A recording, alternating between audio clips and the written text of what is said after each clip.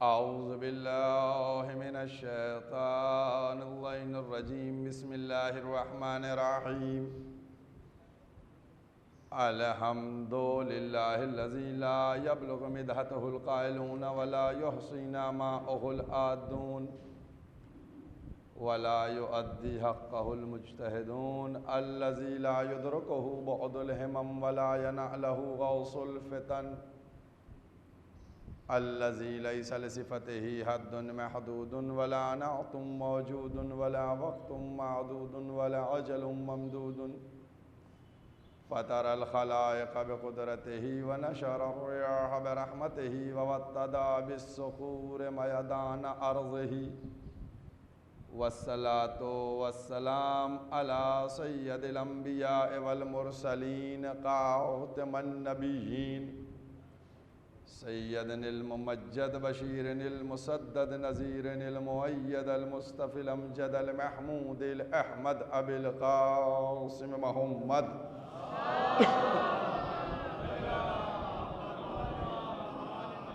व अहले बैतिही तय्यबीन ताहिरीन अल मासूमीन अल मज़लूमीन अम्मा बअद फ़क़द क़ाल अल्लाह सुब्हानहु तबारक व तआला फ़ी किताबिहिल मुहकम व ख़िताबिहिल मुतक़न व क़ौलुहुल अहसन बिस्मिल्लाहिर रहमानिर रहीम वक़िफ़ूहुम इन्नहुम मसऊलून। सलावत पढ़ दे मोहम्मद वाला।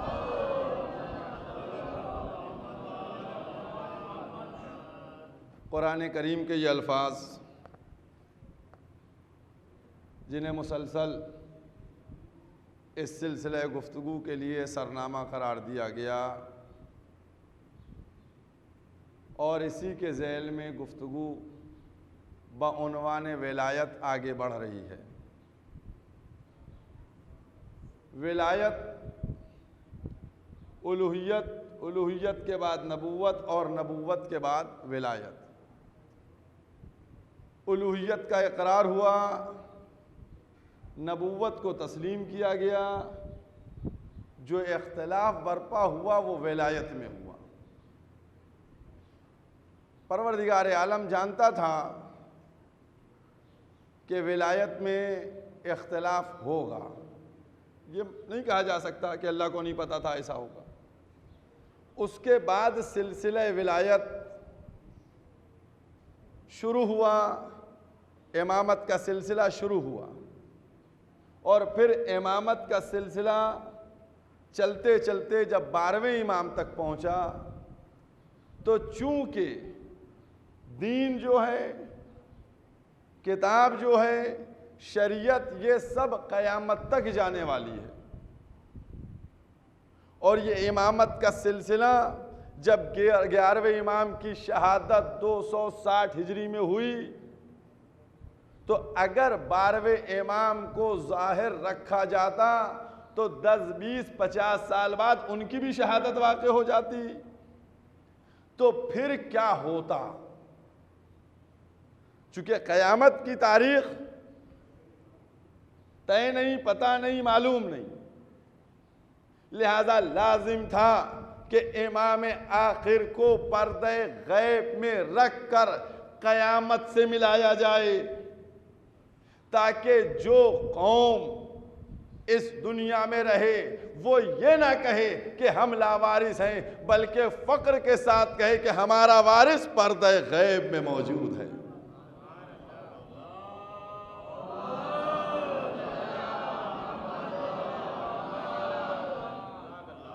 पर्दे गैब में मौजूद है। अब जब यह सिलसिला इमामत इस तरीके से पर्दे गैब में, बहुत, मैंने क्या कहा, मैंने इब्तिदाई गुफ्तगू में कहा था, तकरीर में कहा था कि मुझको फिर से थोड़ा पीछे पलटना पड़ेगा। जब ये पर्दे गैब में गए तो फिर उसके बाद गैबते सुगरा और गैबते कुबरा। ये सुगरा क्या है और कुबरा क्या है सब मालूम कि जब तक लोगों का राबिता रहा गैबते सुगरा जो उनके 4 नायब, और उसके बाद कुबरा। अब कुबरा के बाद कैसे गैबत कुबरा के बाद राब्ता हो, तो अब राबते का जो सिलसिला है वो मुजतहिदीन व फुक़हा हैं कि जो उनकी अहादीस को, उनके पैगाम को आज हम तक पहुंचा रहे हैं। मैंने इब्तिदा में जो बात कही थी और इंशाअल्लाह कोशिश यही करूंगा कि कुछ चीजें ऐसी जरूर हों रोज कि जिनको सुनने के बाद आप भी गौर व फिक्र कर सकें।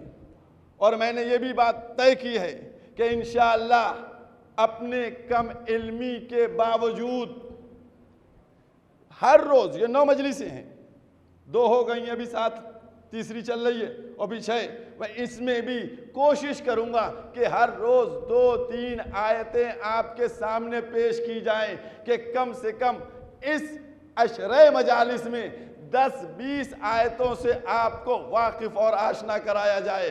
और दरखास्त यही करूंगा कि जिन आयात को आप सुने उनको फ़कत इस फर्श तक न महदूद रखें, बल्कि घर में जाकर कुरान खोल कर उसका मुतालिया करें, गौर व फिक्र करें। क्योंकि मजालिस में, ये जो मजालिस है, आप देखिए हमारे के यहाँ और दूसरों के यहाँ फर्क क्या है? वो अपने दीन से नाआशना है, नाबलद हैं। जमात में नमाज पढ़ना उनकी मजबूरी है क्योंकि नमाज आती नहीं है, उनको नमाज नहीं मालूम है, लिहाजा मसबबे मजबूरी नमाज जमात में जाके पढ़ना उनको। ये हमारी इन मजालिस का तुफैल है, इन मजालिस की देन है कि कितनी आयतें मजालिस में शिरकत करने वालों के इल्म में मौजूद हैं कि जिनके नुज़ूल से भी वो वाकिफ हैं, जिनकी शान नुज़ूल से आशना हैं, किसके सिलसिले में आयत आई है, मक्की है, मदनी है, कहाँ से आई, कैसे आई, किस वक्त आई, किस हिजरी में आई, सब जानते हैं। इसीलिए मैं ये बात कहता हूं कि इन मजालिस को फ़कत मजालिस तक नहीं, बल्कि ये मजलिस नहीं, ये वो मोबाइल यूनिवर्सिटी है कि जहां पर दिल चाहे क्लास लगा के बैठ जाओ और दर्स अहले बैत देना शुरू कर दो।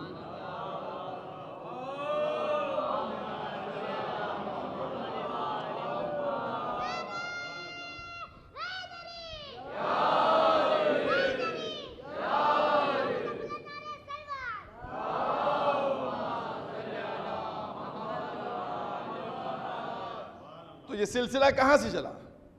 अब आज आप देखिए, फिक्र कीजिए, जो मैंने पहले दिन एक जुमला कहा था, समझाने की जरूरत है, बतलाने की जरूरत है। और बहरहाल, और जो लोग जानते होंगे, जिनके इल्म में होगा, वो इस बात से बखूबी आशना होंगे कि आज जो अखबारियत की बात हर एक मिंबर पे आके कहता है, अखबारियत बढ़ गई, अखबारियत बढ़ गई, अखबारियत बढ़ गई। मैं पूछना ये चाहता हूं कि अखबारियत को रोकने के लिए तदारुक तुम क्या कर रहे हो? तुमने इलाज क्या किया है? अखबारियत बढ़ रही है, अखबारियत बढ़ रही है। लेकिन कम से कम मैं आपके सामने, इन कैमरों के सामने ये कह सकता हूं कि अगर कोई जानता है तो ठीक है, ना जानता हो तो जाकर मेरी बात की तस्दीक कर ले कि दफ्तरे आगाए शेराजी से शाया होने वाला हर साल का कैलेंडर तकरीबन 5 साल से अगर मैं तारीखों को लिखता हूं तो कोशिश करता हूं कि एक मसला जरूर हो जो तकलीद का हो। जाकर देखिएगा, तकरीबन 5 सालों के कैलेंडर को उठाकर देखिएगा, मसला तकलीद उर्दू में लिखा है तवज्जो फरमाएं और हिंदी में लिखा है जरूर पढ़ें। क्योंकि सबसे पहला मसला जो बुलू बालिग होने के बाद है वो यही आयद होता है, तकलीद वाजिब है। जब हम तकलीद को बताएंगे नहीं, तकलीद को पहुंचाएंगे नहीं, मैंने क्या कहा कि जब गैबत हुई, अब आज अगर आपको कुछ चाहिए है तो कहां से मिलेगा? किसी ने यह नहीं बताया कि अखबारियत वो बढ़ गई। अरे भाई अखबारियत बढ़ गई तो अखबारियत के मुकाबिल कौन सा लफ्ज है ये भी तो दो, कोई बताए मुझको। 90% को ये मालूम नहीं अखबारियत बढ़ गई, अखबारियत बढ़ गई। उनको बताइए कि अखबारी वो लोग होते हैं जो कहते हैं हम खबरों के ऊपर अमल करेंगे। तो बताइए तुम्हें खबरें कहां से मिलेंगी, खबरें तुम कहां से लाओगे, अहादीस तुमको कैसे तुम तक पहुंचेंगी। लिहाजा तुम्हारे पास इतना इल्म नहीं है कि तुम 4 हदीसों को याद करके उन पे अमल कर सको। तो अब लाजिम यह है कि किसी ऐसे मुजतहिद की तुम तकलीद करो जो तुमको तमाम मसाइल से आशना कराता रहे, तुम्हारी तमाम उन इबादात को दुरुस्त करता रहे कि जिन इबादात को तुम अंजाम दे रहे हो। बताइए उनको समझाइए कि तकलीद हमारे प्रॉफिट की चीज नहीं है, मेरा प्रॉफिट नहीं होगा। तकलीद तुम्हारे लिए प्रॉफिट का क्या है, प्रॉफिट है, उससे तुमको प्रॉफिट होगा। वो पूछेगा मुझको कैसे प्रॉफिट होगा, मेरा क्या फायदा होगा। तो उसको समझाइए कि तुम जो नमाज पढ़ रहे हो, जो तुम रोजा रख रहे हो, जो तुम हज व खुम्स ज़कात कर रहे हो, इसमें अगर कोई मिस्टेक कर जाओ तो कैसे सही करोगे भाई, किस तरीके से सही करोगे, कैसे दुरुस्त करोगे। अगर तुम्हारे पास भाई एक छोटी सी बात, हर आदमी यही बात कह रहा है, खांसी नजला हो गया, क्या हुआ साहब, फैमिली डॉक्टर है, फैमिली डॉक्टर है, फैमिली डॉक्टर है ना।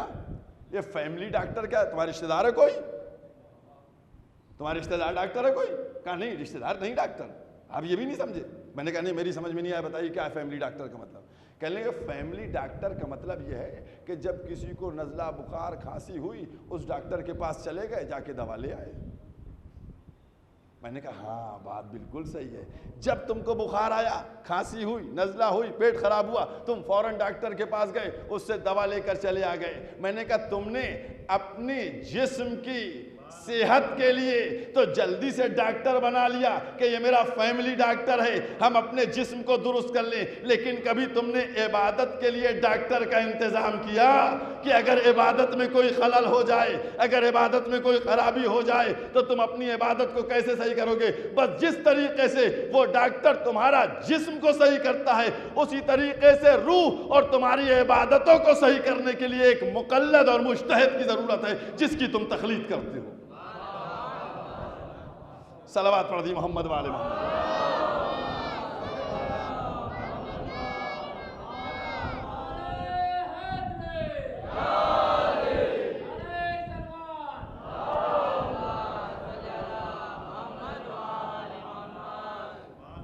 इसलिए जरूरत है हमारे लिए समझाया जाए, बतलाया जाए।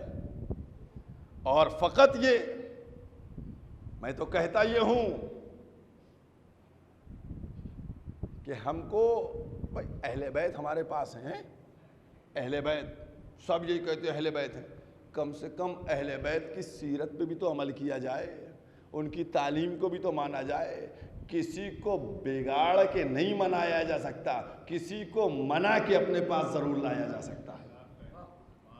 भाई क्यों नहीं, जो अखबारी हो गए हैं, जो नहीं है उनको तो खैर अपने पास रखो, समझा के ले आओ, लेकिन जो अखबारी हो गए हैं क्यों ना हम उनको मोहब्बत से बताएं कि मियाँ आपकी इबादतें सब जा रही हैं, आपकी इबादतें सब खराब हो रही हैं, लिहाजा अपनी इबादतों की इस्लाह की खातिर आ जाइए।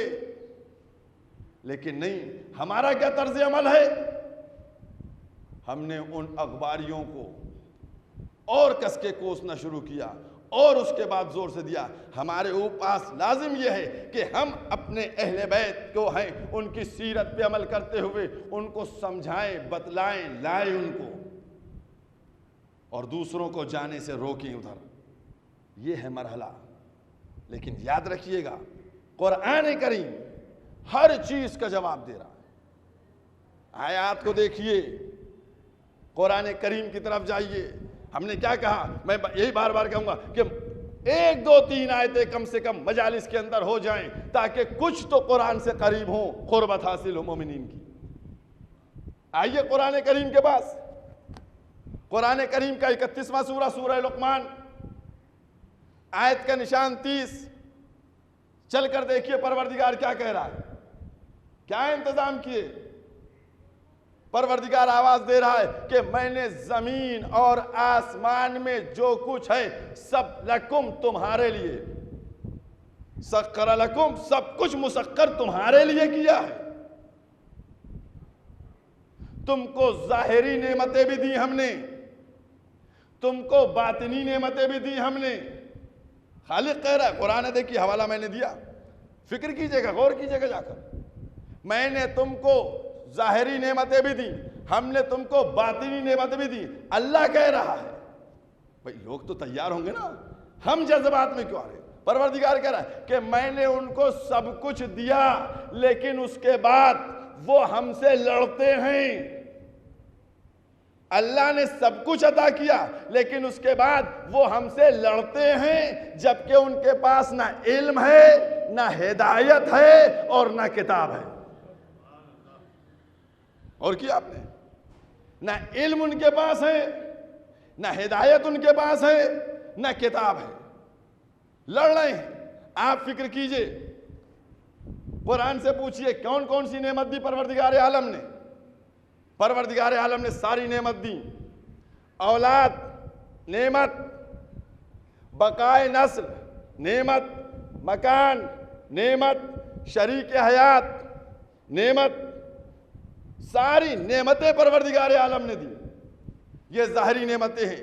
अब तवज्जो कीजिएगा, ये नेमतें कौन सी हैं? शरीक हयात, औलाद, बकाए नस्ल, दौलत, मकान, रिज़्क़, सब कुछ दिया। तो इसमें क्या है? ये तो फ़िरौन को भी मिला, मूसा को भी मिला, नमरूद को भी मिला और इब्राहीम को भी मिला, पैगंबर इस्लाम को भी मिला और अबू लहब को भी मिला। ये ज़ाहिरी नेमतें हैं, सबको दी अल्लाह ने। नमरूद को भी मिली, इब्राहीम को भी मिली, मूसा को भी मिली, फ़िरऔन को भी मिली, पैगंबर को भी मिली, अबू लहब को भी मिली, सबको ज़ाहिरी नेमतें मिली। अब परवरदिगार बता रहा है कि परवरदिगार वो बातिनी नेमतें कौन सी हैं? वो बातिनी नेमत कि जिससे तूने सरफराज फरमाया। तब खालिक आवाज देगा, इहदिनस सिरातल मुस्तकीम। ये क्या बातिनी नेमत है कि हमने जो हमारे बंदे थे उनकी हिदायत सिराते मुस्तकीम की तरफ की। अब यहां पर आ गया, रोज का माशाल्लाह से आप लोग रोज दिन में कई दफा 17 रकत नमाज पढ़ते हैं, तो कम से कम 17 रकत आप इसको पढ़ते होंगे। अब 17 रकत में देखिए, हमने इहदिनस सिरातल मुस्तकीम, अब यहां पर दो तर्जुमे हैं, दो तर्जुमे हैं। हमारा तर्जुमा क्या है? इहदिनस सिरातल मुस्तकीम, परवरदिगार हमें सिरात मुस्तकीम पर बाकी रख, सिरात मुस्तकीम पे बाकी रख। दूसरा क्या है? इहदिनस सिरातल मुस्तकीम, परवरदिगार हमें सिरात मुस्तकीम की हिदायत कर। हमारा तर्जुमा क्या है? बाकी रख। औरों का तर्जुमा क्या है कि हिदायत कर। मैं कहना यह चाहता हूं कि बाकी रख और हिदायत कर में फर्क को समझिए। बाकी रख जो हम कहते हैं, इसका मतलब यह है कि तूने बातनी नेमतों से हमको नवाजा, अब हम जिस रास्ते पे हैं मरते दम तक इसी पर बाकी रहें, बाकी रहें। लेकिन जो लोग ये कहते हैं कि हमको हिदायत कर, इसका मतलब यह है कि अभी उनकी हिदायत नहीं हुई है, आज तक वो ये दुआ ही कर रहे हैं कि हिदायत कर।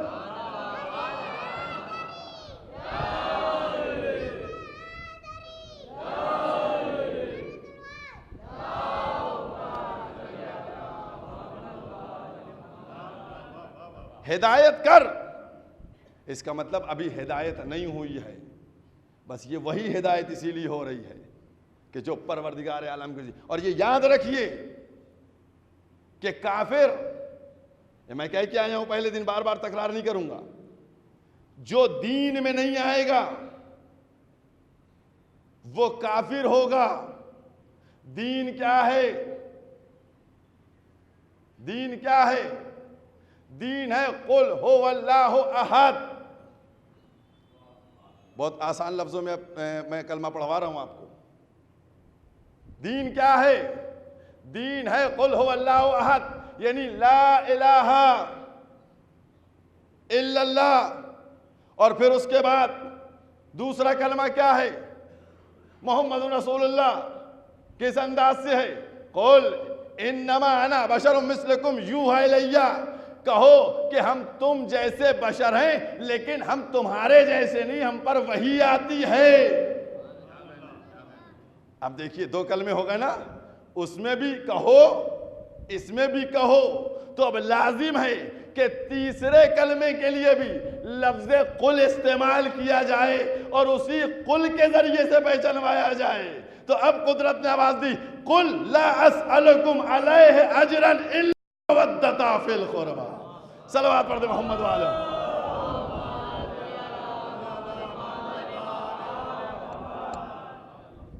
अल्लाह के सिवा कोई अल्लाह नहीं, पैगंबर के सिवा कोई नबी आखिर नहीं, और मवद्दत अहले बैत के सिवा किसी की नहीं, सिर्फ अहले बैत की मवद्दत जो तबलीग का मुआवजा है। और इस मंजिल पर आकर आगे बढ़ता हूं और आपको लेकर आता हूं दूसरा सूरा, सूरह बकर। और उसमें आने के बाद आप देखिएगा माशाअल्लाह से आयतल कुर्सी सबको मालूम है, सबको याद है। मैंने क्या कहा? तुम जैसा बशर नहीं हूं, लेकिन हमारे ऊपर वही आती है, वही का सिलसिला रहता है। हम बशर हैं तुम जैसे, लेकिन वही हमारे ऊपर आती है। अब उसके ऊपर आइए, सूरह बकर आयत का निशान 257, उसमें जाकर देखिएगा। अल्लाह आयतल कुर्सी का आखिरी वाला टुकड़ा जो है, अल्लाह वलियुल्लज़ीना आमनू। अल्लाह किसका वली है? कि जो ईमान ले आए। अल्लाह वली किसका है? जो लोग ईमान ले आए उनका वली अल्लाह है। अल्लाह उनका वली है कि जो लोग ईमान लाए। तो जब अल्लाह को उन्होंने वली बना लिया तो अल्लाह ने क्या किया? युखरिजुहुम मिनज़्ज़ुलुमाति इलन नूर। तो जब अल्लाह वली बन गया, अल्लाह को वली बनाया, तो उसने तारीकियों से निकाल कर नूर की तरफ पहुंचा दिया, नूर की तरफ पहुंचा दिया। ये तो ईमान वालों की बात हो गई।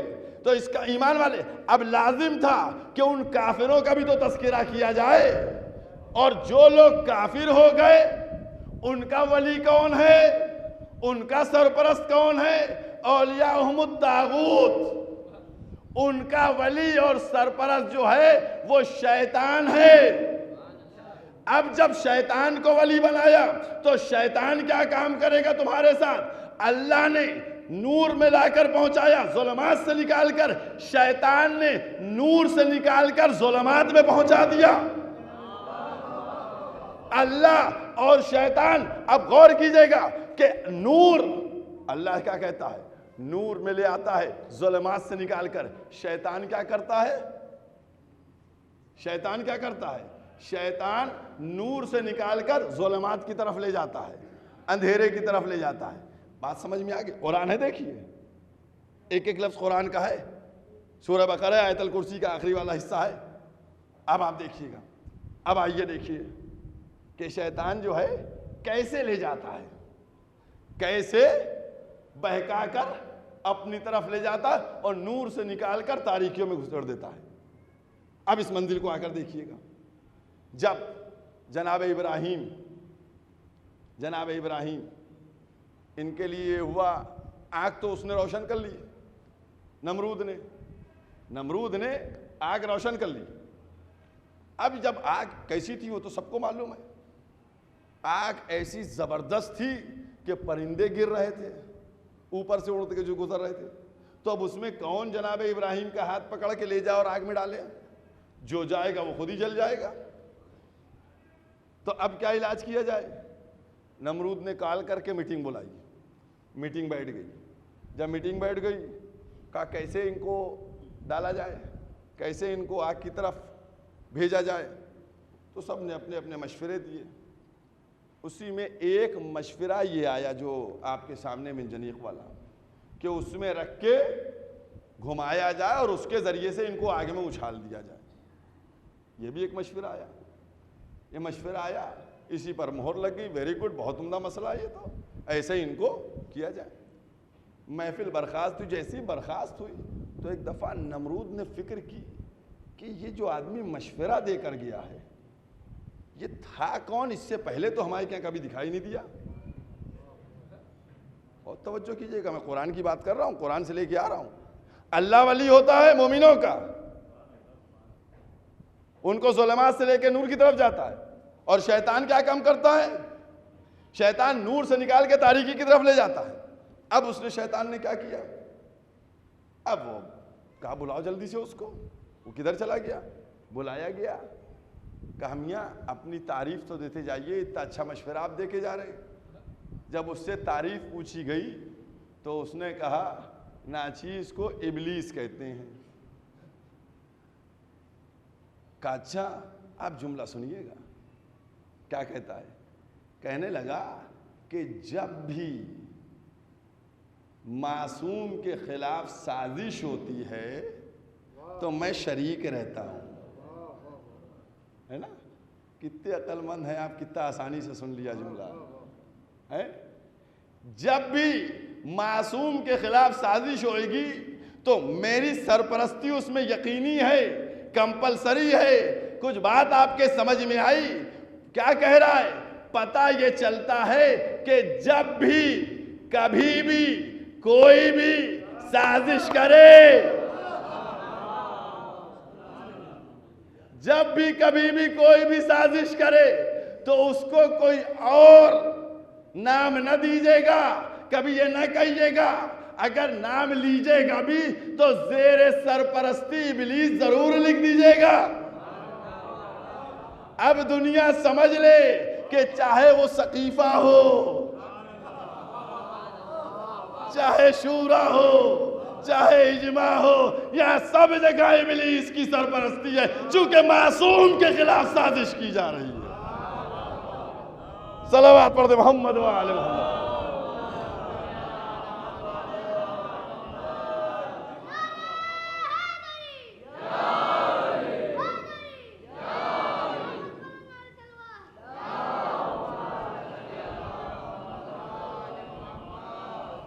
यह अजमत है, मासूम के खिलाफ साजिश। अब यहाँ पर आ गया बात। अब इत्तेफाक से ये आयत के बाद एक कदम और आगे बढ़ा लीजिए तो कुछ और आपको मिल जाएगा। सब कुछ है कसम खुदा की। 57 नंबर आयत हो गई, 58 नंबर देखिए जाके इसी दूसरे सूरे की, और उस सूरे की 58 नंबर आयत क्या, 258 सूरह बकर की। आगे देखिएगा, जनाब इब्राहीम और जनाब इब्राहीम के साथ नमरूद का मुनाजरा हुआ। दोनों में बातें हुई। जब बातें हुई तो जनाब इब्राहीम ने नमरूद से कहा कि तू क्या खुदाई का दावा करता है। अगर तू खुदाई का दावा करता है तो लोगों को हयात दे के दिखा, अगर तू खुदाई का दावा करता है तो लोगों को मार के दिखा। कुरान है ये सब, हवाले है आपके, कुरान है कुरान। मैंने क्या कहा, मैं कोशिश करूंगा कि रोज 2-3 आयतें आपको दे दूं। परवरदिगार क्या कह रहा है, जनाब इब्राहिम उससे कह रहे कि अगर तू खुदाई का दावा करता तो मौत दे के दिखा, अगर तू खुदाई का दावा करता है तो हयात दे के दिखा। वो कहता है मैं मौत भी देता हूं, हयात भी देता हूं। उसने कहा मैं मौत भी देता हूं, हयात भी देता हूं।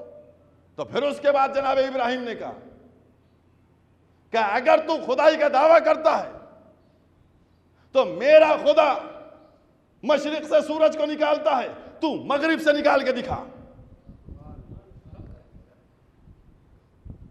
कुरान। ये बात कही जाती थी लेकिन वो सादिक नहीं आ रही है यहाँ पे। क्योंकि ये जो बैठे हैं सब लखनऊ के तकरीबन, और समझ लेना चाहिए था, पूरी बात क्लियर हो चुकी है। लेकिन अगर सब कुछ मुझी से कहलवाना है तो मैं ही कहता हूँ, एक सलवात पहले पढ़िए मोहम्मद वाले।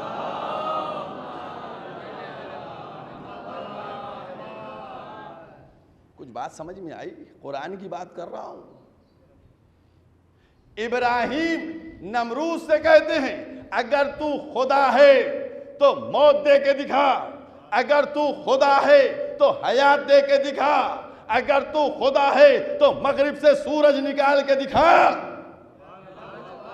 इसका मतलब खुदा होने के लिए इस आयत के ज़ैल में 3 चीजें हैं कि मौत कंट्रोल में हो, हयात कंट्रोल में हो, मगरिब से सूरज निकाले तो आकर देखो ज़ाते अली इब्न अबी तालिब है, जो मुर्दा भी करते हैं, जिंदा भी करते हैं, और मगरिब से सूरज को भी पलटा कर रहा तू।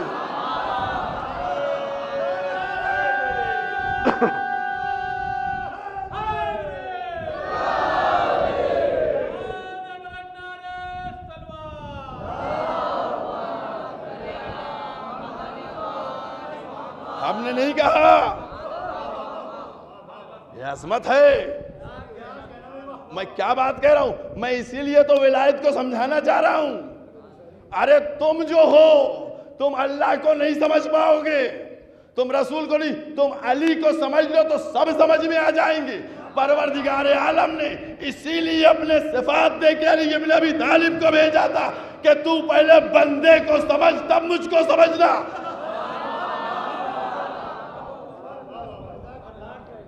एक और सलवात पढ़ दी मोहम्मद वाले मोहम्मद।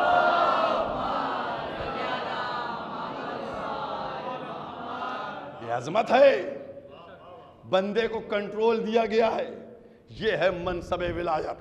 और जब मैं कहना चाहिए चाहता हूं कि तुम्हारे कहने सुनने से हमें कोई फर्क नहीं पड़ता।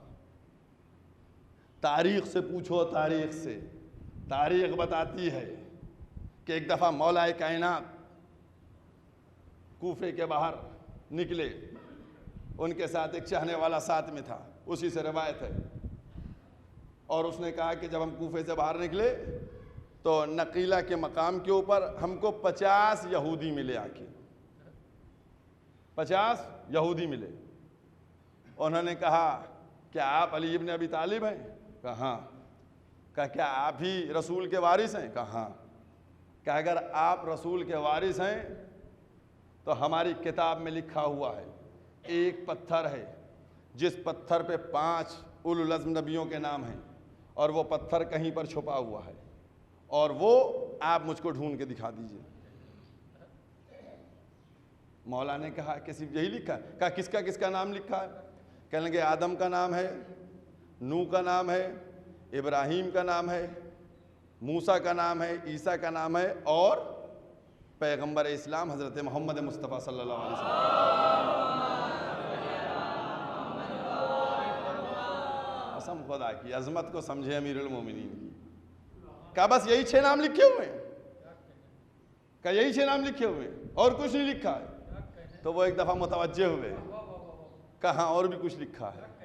क्या ये नहीं लिखा है कि ढूंढेगा कौन? क्या ये नहीं लिखा ढूंढेगा कौन? कहा लिखा है। कहा तो क्या नाम लिखा है? तो अब वो बोला, वो यहूदी बोले क्या ये नाम भी लिखा हुआ है और उसका ओहदा भी लिखा हुआ है कि कौन ढूंढेगा और क्या उसका मनसब होगा। मौला फरमाते हैं कि ठीक, अगर मैं ढूंढ दूंगा तो तुम जो हो इस्लाम को कबूल करोगे? कहा हाँ, सब मुसलमान हो जाएंगे। मौला चढ़े, एक सहरा में पहुंचे। कसम खुदा की, वलायत, वली की अजमत को समझे दुनिया, वली की शान को समझे दुनिया। और किया आपने, शान को समझे। आने के बाद एक रेत का बहुत बड़ा टीला था, बहुत बड़ा टीला था। एक दफ़ा मौला कायनात ने हवा को हुक्म दिया, हवा चली, सारी रेत हट गई, सारी रेत हट गई। एक पत्थर नजर आया, मौला ने कहा वही वो पत्थर है, जाओ देख लो। उसके बाद वो आगे बढ़े, कहने लगे ये पत्थर तो सादा है, इस पे तो कुछ नज़र नहीं आता। इस पे तो कुछ लिखा नहीं है। तो मौला कहने लगे पलट के देखो, इसको पलट के देखो, सब दिखाई देगा। अब उसके बाद एक एक जुमला पढ़ा हुआ पढ़ रहा हूं। उन्होंने मिलकर कोशिश की उसको पलटने की, नहीं पलट पाए, पलट नहीं पाए उसको। उसके बाद लफ्ज लिखा है 900 लोगों ने मिलकर उसको पलटने की कोशिश की, लेकिन वो पत्थर न पलटा गया।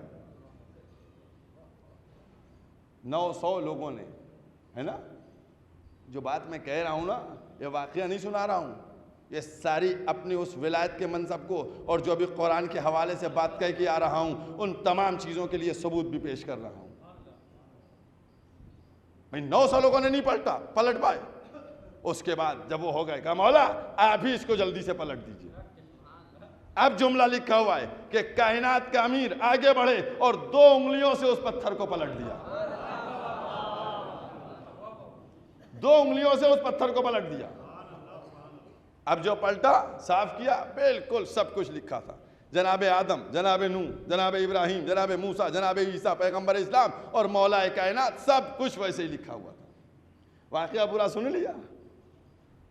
वाकया नहीं सुनाने के लिए बैठा हूं आपको, कुछ समझाने के लिए बैठा हूं। भाई मौला में कितनी ताकत थी।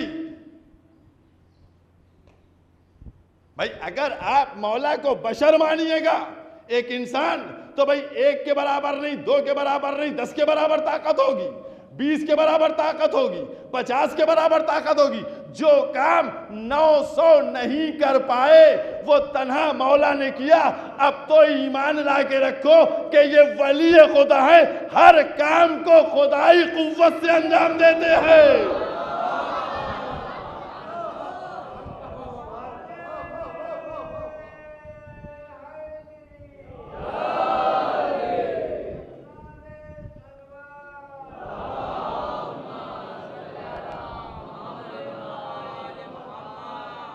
वो कुव्वत है, दुनिया समझती है ताकत, ये पावर थी।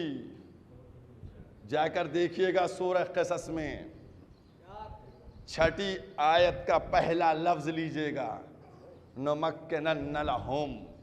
हम जिसको वली बनाते हैं उसको तमकीन देते हैं। आप कहेंगे मौलाना तमकीन के माने क्या है?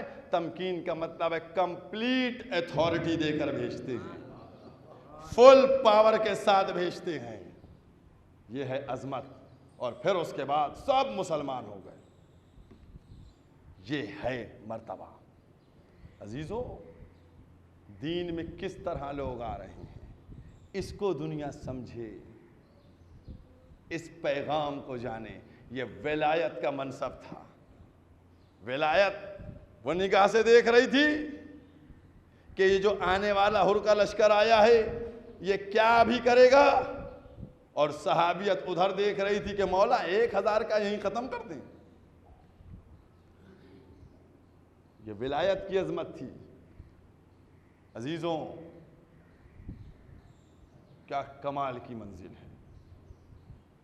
जनाब हुर जब उनसे मुलाकात हुई, क्या अंदाज था, अजमत का मोतरिफ था। मैंने कहा नहीं, अजमत का मोतरिफ था। क्योंकि जब नमाज हुई है तो इमाम हुसैन ने खुतबे के बाद पहले हज्जाज इब्न मसरूक से कहा अजान दो। उसने अजान दी। अजान देने के बाद इमाम हुसैन ने खुतबा दिया, और देने के बाद इमाम ने फरमाया है कि तुमने हमको बुलाया था, तुमने हमारा साथ देने का वादा किया था, तुम्हारे कहने के ऊपर हम यहाँ आए हैं, और अब तुम हमारे से इस तरीके से दगा कर रहे हो। उसके बाद हुक्म दिया कि वो थैले ला के इनके सामने उल्टो जिसमें इनके खुतूत रखे हुए हैं। ये सारी बातें खत्म होने के बाद, जब बातें खत्म हो गई तो फिर उसके बाद का अब अकामत कही जाए। अकामत शुरू हुई। जब अकामत खत्म होने लगी तो इमाम हुसैन ने कहा हुर तुम अपने लश्कर वालों को नमाज पढ़ाओ, हम अपने चाहने वालों को नमाज पढ़ाता हूँ। हुर ने क्या कहा मैं कैसे नमाज पढ़ा सकता हूँ, हम सब आपके पीछे नमाज पढ़ेंगे, हम सब आपके पीछे नमाज पढ़ेंगे। सब ने नमाज पढ़ी। अभी पीछे नमाज पढ़ के गया और उसके बाद घोड़े के सामने आके खड़ा हो गया और इमाम से कहता है कि हम आपको नहीं जाने देंगे। सारे वाक़यात आपके सामने हैं, एक एक मरहला आपके सामने है। मैं उन तमाम चीज़ों की तफसील में नहीं जाना चाहता हूं। मैं कहना यही चाहता हूं कि ये हुर जो निकल के जाने की कोशिश कर रहा था, शैतान इसको घसीट घसीट के अपने पास रख रहा था। लेकिन मैं तो समझता हूं कि निजाम इलाही था, हुर को अभी छोड़ दिया गया था। क्या हुर अभी तुम नहीं हुसैन के साथ आओ, हुसैन के साथ तुम उस वक्त आना कि जब खेमों में पानी खत्म हो जाए, खाने का सामान कोई ना बचा हो, और वो वक्त हो कि जब आलातश की सदाएं बुलंद हो रही हो, तब तुम अपने खेमे से निकल के और आना, ताकि इज़ा जाअ नस्रुल्लाह वल फत्ह व राअयतन नास यदखुलूना फी दीनिल्लाह अफ़वाजा का तुम मिज़दाक़ बन सको, ताकि पता चल जाए कामयाब कौन है। जनाब हुर, अल्लाह अकबर, क्या आजमत है जनाब हुर की। दुनिया कहती है कि साहब उन्होंने शहीद कर दिया, वो काम है। मैं कहता हूं कि कौन किधर से टूट कर आया है। जहां दस्तरखान सजा हुआ था, मशकों में पानी भरा हुआ था, जहां घोड़े थे, असलहा, दौलत, हुकूमत, सरवत, सब कुछ था, अगर उधर कोई ठोकर मार कर उधर चला आए जहां मशकें सूख चुकी हैं, दस्तरखान लिपट चुके हैं, अब कुछ नहीं है, ज़ाहिरन अब कुछ नहीं है, इसका मतलब यह है कि वो सजे हुए दस्तरखान बेकार हैं। अज़ादारान इमाम मज़लूम, जनाब हुर की अज़मत, अल्लाह अकबर, अल्लाह अकबर। जनाब हुर फरमाते हैं कि जब मैं निकला तो मैंने क्या सुना, एक आवाज़ मेरी तरफ आई, मैंने उस आवाज़ को सुना। वो आवाज़ कही, अब शर या हुर बिल जन्ना, ए हुर तुमको जन्नत की बशारत दी जाती है, ए हुर तुमको जन्नत की बशारत दी जाती है। हुर कह रहे, मैं सोच रहा था कि मैं तो नवासे रसूल का रास्ता रोकने के लिए जा रहा हूँ, ये जन्नत की बशारत मुझको कैसे मिल रही है। लेकिन अज़ादारान इमाम मज़लूम, हुर के अंदर वो हरारत थी कि जो मनसब विलायत को समझ रही थी। क्या कहने जनाब हुर के, एक मरहला है और उस मरहले को मैं आपके सामने बयान करूँगा। जनाब हुर जब खेमे हुसैनी के पास आ गए, इमाम हुसैन के पास आ गए, और आने के बाद उन्होंने क्या कहा, किस खेमे से निकल के आए हैं, अब मैं बदल के कह रहा हूं, उस खेमे से निकल के आए हैं जिधर सब जान बचा रहे थे।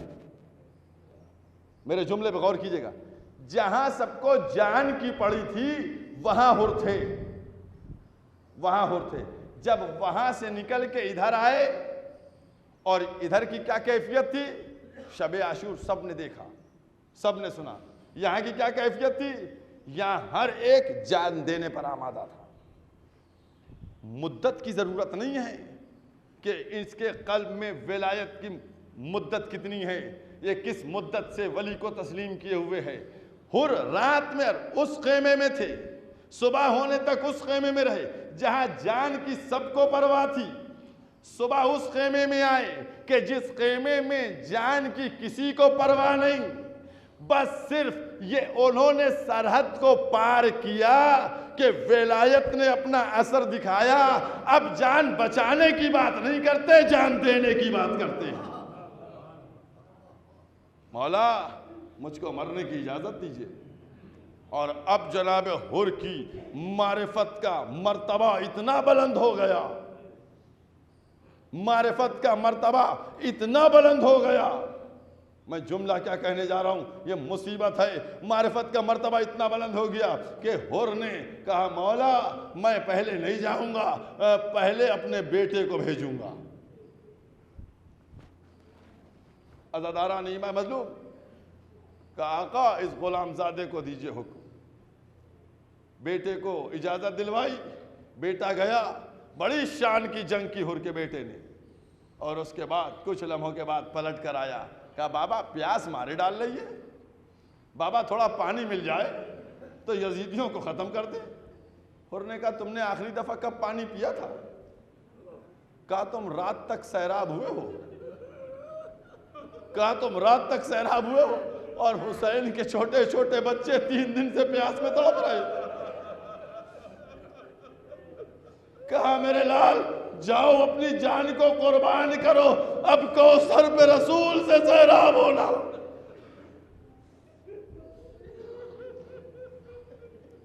अब कौसर पे जाकर पैगंबर से सैराब होना। हुर ने बेटे को भेज दिया। मैंने क्या कहा कि मारिफत कितनी बड़ी थी, कमाल मारिफत थी जनाब हुर की, कि हुर ने किस अंदाज से अपने बेटे के लाशे को अपने सामने देखा, ताकि जब मैं अपने बेटे के लाशे को देखूं तो मेरे मौला कुछ तसल्ली ले ले। अरे मेरे सामने कड़ियल जवान मरा,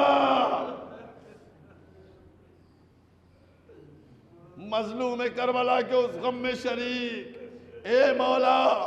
और फिर उसके बाद जब बेटे ने पुकारा और जनाब हुर अपने बेटे के सराहने पहुंचे, चाहा कि बेटे के सामने पहुंचूं तो क्या देखा, अल्लाह अकबर, मेरे मौला की मजलूमियत, जरा उसका एहसास कीजिएगा।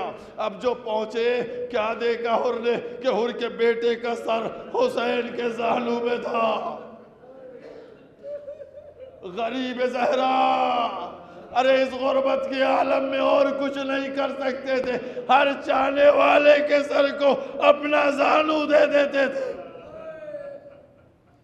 जनाब हुर ने अपने बेटे के सर को हटाया, कहा आका इस गुलाम का सर आपके जानू पर, ये मुझे अच्छा नहीं लगता। कहा नहीं, ये मेरा चाहने वाला है। उसके बाद हुर झुके और झुकने के बाद चाहा बेटे के लाशे को उठाए। मजलूम करबला ने हाथ रख दिया, शाने पे हाथ रखा। हुर जवान बेटे का लाशा बूढ़ा बाप नहीं उठाता। आजादारो, यही तो कैफियत थी कि जब हुसैन अकबर का लाशा लेकर चले, अरे चंद कदम चले थे, लाशे को रख दिया, खेमे का रुख किया। बनी हाशिम के बच्चों,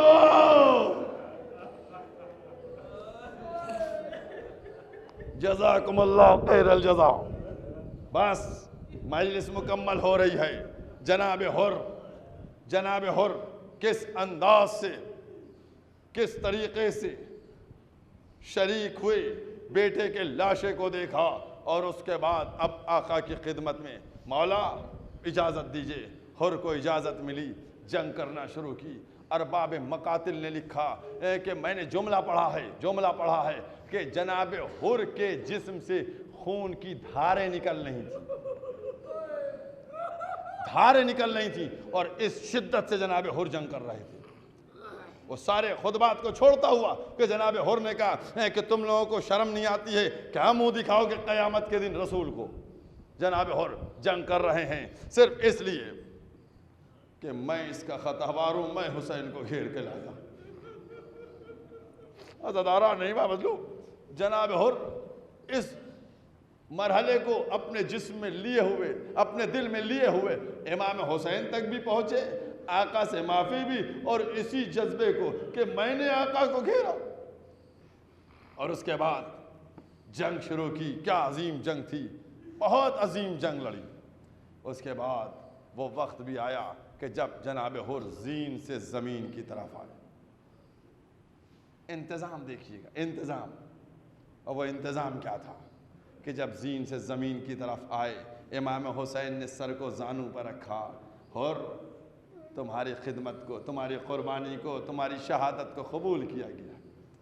लेकिन अभी जनाब हुर शायद मुतमईन नहीं थे, मुझे नहीं मालूम। अरबाब मकातिल ने लिखा और साहिब मालिम ने भी इस बात को लिखा है कि जनाब हुर के पेशानी पे एक तीर लगा था जिससे खून बंद नहीं हो रहा था। जनाब हुर के खून बंद नहीं हो रहा था और उसके बाद तीर खून मुसलसल जारी था। अब जनाब हुर ने इंतज़ाम क्या करवाया, अल्लाह अकबर। एक दफ़ा मजलूम करबला ने अपने पास से एक रूमाल निकाला और रूमाल निकाल कर उसको पेशानी में बांधा। अब किसी ने कहा वो रूमाल शहजादी का था, किसी ने कहा कोई पारचा उन्होंने अपना फाड़ा, कुछ मुझे नहीं मालूम, लेकिन ये था कि एक मासूम से मंसूब एक पारचा था जो जनाब हुर की पेशानी पे बंध गया ताकि खून रुक जाए। और उसके बाद ये पूरा लिखा है वाकया कि जब शाह इस्माइल सफवी बादशाह बना तो उसने जनाब हुर की कब्र को खुदवाया, और खुदवाने के बाद चूंकि उसको बताया गया था कि वो रूमाल शहजादी का था, लिहाजा उसने उस रूमाल को खुलवाया, और खुलवाने के बाद चाहा, लेकिन जैसे ही रूमाल खोला गया खून का फव्वारा जारी हो गया। उसने जल्दी से रूमाल बांध दिया और तबर्रुक के तौर पे उसका एक टुकड़ा फाड़ लिया अपने पास। अज़ादारान इमाम मज़लूम, ये है अज़मत, ये जनाब हुर की है। बस 2 जुमले जनाब हुर से मुताल्लिक़, और उसके बाद मजलिस मुकम्मल है। और वो जुमले क्या हैं? जब असरे आशूर पामाली का हुक्म दिया गया और पामाल करने की बात की गई तो हुर के कबीले वाले सबसे पहले आगे निकल के आए। आने के बाद कहते हैं अगर हमारे कबीले के हुर का लाशा पामाल हो जाएगा तो क़यामत बर्पा हो जाएगी। अज़ादारो, जनाब हुर की जो अज़मत है उसको बयान कर रहा हूँ। वो लेकर चले और चलते चलते एक मकाम तक पहुँचने के बाद अब हुर का लाशा आगे नहीं बढ़ता। सब बड़े परेशानी के आलम में थे, अरे कैसे ये लाशा नहीं बढ़ रहा है। जब मासूम से पूछा गया तो हुर नहीं चाहते थे कि उन हुदूद से आगे बढ़े जो करबला के बाहर है, ताकि जब भी कोई करबला आए तो हमारे ज़ियारत को भी आए। मज़लूम ने फरमाया कि ये वो जगह थी जहां तक हुसैन ने खरीद रखी थी, तो चाहते थे कि उसी जगह पर दफन हो। बस अज़ादारों, ये जज्बा था, ये अंदाज था, ये वो मंजिल थी जिस मंजिल के ऊपर जनाब हुर ने अपने लाशे को आगे न बढ़ने दिया गया। अज़ादारों, इन चाहने वालों की लाशों को, असहाब को किस तरीके से हुसैन मख्तल में सजाए हुए थे। एक जुमला बच गया है अज़ादारों, उस जुमले इन असहाब की अजमत को बयान करता चलो ना, क्या कुर्बानियाँ पेश की है। अज़ादारों, अरबाब मकातिल ने लिखा कि जब हुसैन वक्त आखिर आवाज़ इस्तिगासा बुलंद की, हल मिन नासिर यंसुरना, अरे कौन है जो मेरी मदद करे, कौन है जो मेरी नुसरत करे। एक दफ़ा मख्तल का रुख किया, ए मेरे चाहने वालों, अरे तुम तो मेरी आवाज में लब्बैक कहते थे। अरे सबने लिखा कटी गर्दनों से आवाज आई, मौला मौत ने मजबूर कर दिया, वरना आपकी नुसरत से पीछे